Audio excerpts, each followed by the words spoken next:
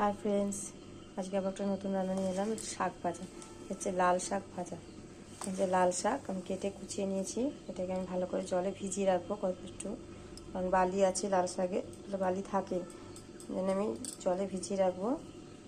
আজকে বানাবো লাল শাক ভাজা। দেখুন আমি কিভাবে লাল শাকটা ভাজছি। শাক তো ভাজতে সবাই পারে, তাও আমি দেখুন কীভাবে ভাজছি। বন্ধুরা, গামলাতে আমি ভিজিয়ে রেখেছি লাল শাকটা, নাহলে বালি যায় না, ভালো করে ধুতে হয়।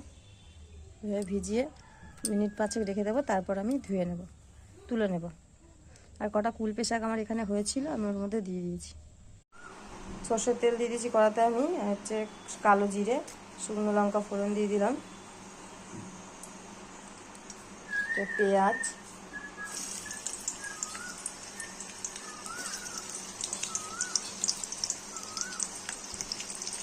যে কোনো শাক সর্ষের তেলে ভাজলে টেস্ট হয়। আর একটু আমি রসুন দেবো ওতে, তারপর রসুন নিয়ে নিয়েছি। রসুনটা আমি একটু হালকা থেঁতো করে শুকিয়ে থেঁতো করে নিয়ে দেবো।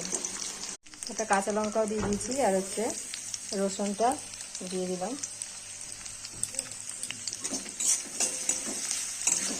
ভালো করে ভেজে নেব। পেঁয়াজ রসুনটা লাল করে ভাজা হয়ে গেছে, আমি এবার শাকটা দিয়ে দেবো।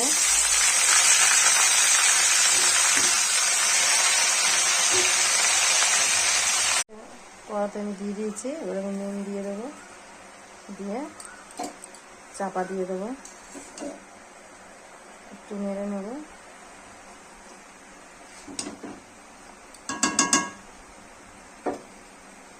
এবার আমি চাপা দিয়ে দেবো। আমি স্কুল থেকে এসে কিন্তু লাল শাক ভেজে খাবো, লাগবে কিন্তু।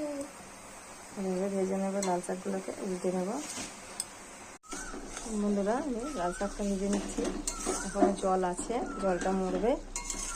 আর হচ্ছে চাপা দেবো না, আর আমি প্রথমে একটু যে চাপা দিয়েছি, কারণ হচ্ছে চাপা দিলে অনেক শাকের আবার লাল ভাবটা কেটে যায়, তাই জন্য আমি লাল শাক চাপা দিয়ে ভাজি না, এমনিই ভাজি, তাহলে লাল ভাবটাও থাকে, নাহলে লাল ভাবটা চলে যাচ্ছে। বন্ধুরা, শাকটা ভাজা আমার হয়ে গেছে, কিন্তু একদম লাল হয়েছে, খুন্তিটা দেখলে বুঝতে পারবেন। আমি শাকটাকে নাবিয়ে নেব।